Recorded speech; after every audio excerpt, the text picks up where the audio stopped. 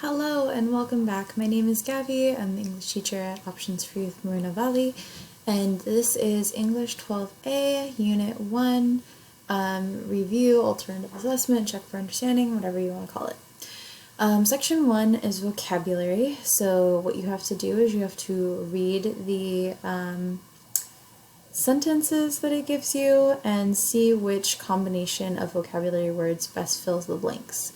So identify the vocab terms that best fit the blanks in the following sentence. So I'll read this and you try to figure out which ones fit the blanks. The peasants of the village solace the gracious king to open the storehouses to provide extra food during the harsh winter season.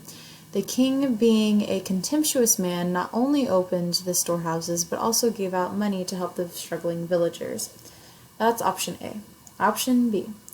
The peasants of the village entreated the gracious king to open the storehouses to provide extra food during the harsh winter season. The king, being a largesse man, not only opened the storehouses but gave out money to help the struggling villagers.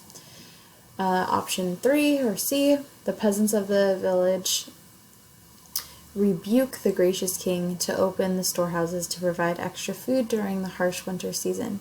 The king, being a sauntered man, not only opened the storehouses but also gave out money to help the struggling villagers. Or D, the peasants of the village reparations the gracious king to open the storehouses to provide extra food during the harsh winter season. The king, being a deftly man, did not only open those storehouses but also gave out money to help the struggling villagers. So you want to go through, figure out if A, B, C, or D best fill those blanks, and then put your answer down accordingly. I will not read them like that every time. I read it like that so you can see how to do it yourself. Look up the definition, see what best works for you. If that's what works, do it. If it's not, don't do it.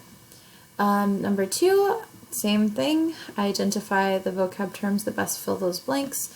So after facing his boss's harsh blank for forgetting the PowerPoint presentation for the corporate merger meeting, Jeffrey found blank and comfort at a local arcade.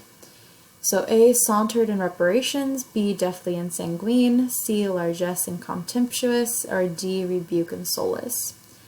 3, my jaw dropped open as my younger nephew, with a whistling cheerful tune, just blinked into my house, past my fuming parents, despite blatantly breaking their command for him to stay in his room to do his homework.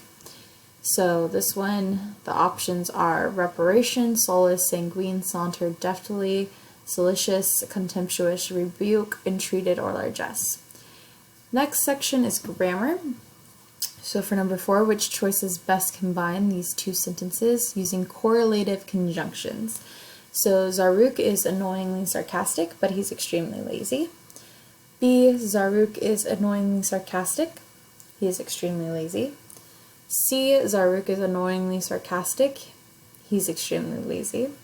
Or D, not only is Zaruk annoyingly sarcastic, but he's also extremely lazy.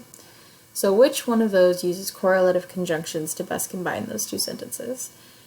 5, which sentence displays the best use of coordinating conjunctions? A, Brenda has to complete this mission by nightfall or our allied defense line is doomed. B, Stevie wondered what will happen to him after high school. He considered joining a veterinarian program.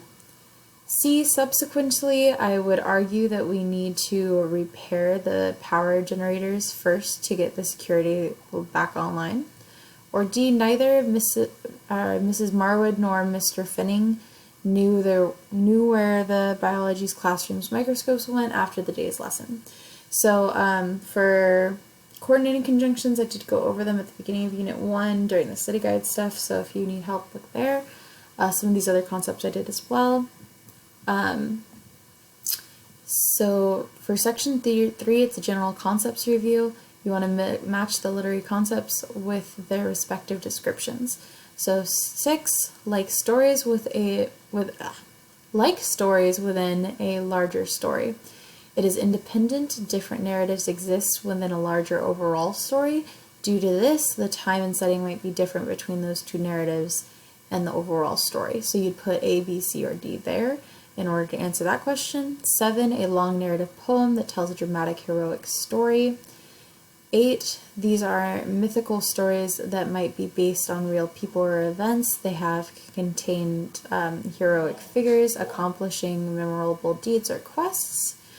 And then 9, storytelling patterns that are or common elements in certain genres. They help readers understand, remember, or tell the story easier because they are widely recognized elements, like good always conquers evil.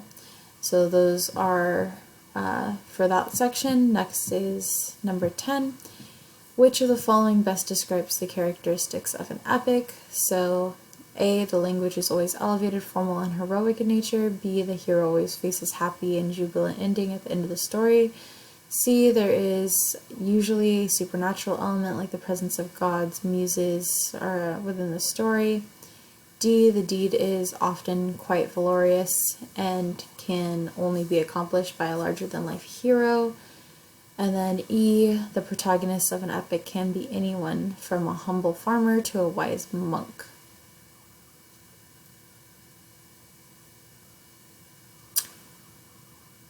I will add in the description whether or not you can choose more than one, because I think for this one you might be able to choose more than one, but I'm not sure, so I'll check.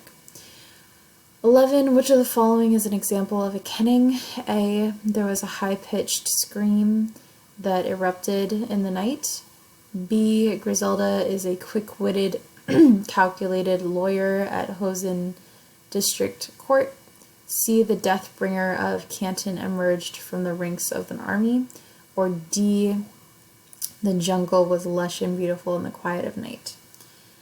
So those are for that one. Next, you're going to read this excerpt from Beowulf and answer the questions that follow, and that will be the last part of this one. So I'll read this out loud to help you guys.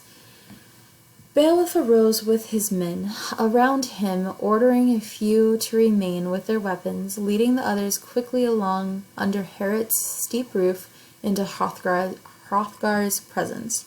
Standing on that prince's own hearth, helmeted the silvery metal of his mail shirt gleaming with a smith's high art, he greeted the Danes' great lord.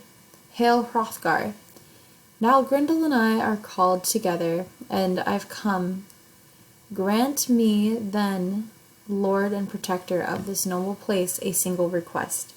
I have come so far, O sheltered the warriors and your people's loved friend, that this one favor you shall not refuse me, that I alone, and with the help of my men, may purge all evil from this hall. I have heard, too, that the monster's scorn of men is so great that he needs no weapons and fears none, nor will I. My lord Hilgak might think less of me if I let my sword go where my feet were afraid to. If I hid behind some broad Leiden shield, my hands alone shall fight for me, struggle for life against the monster. God must decide who will be given to death's cold grip. So, number 12. Which statement most accurately paraphrases the second passage? So, second passage right here. What most accurately paraphrases it? So, puts it into your own words, kind of encapsulating what it stands for. And then 13, which quality of an epic hero is Beowulf demonstrating in this passage? So, look those over. And then if you need any help with any of these, let me know. We can always schedule an additional appointment to go over them. Other than that, we'll move on to Unit 2.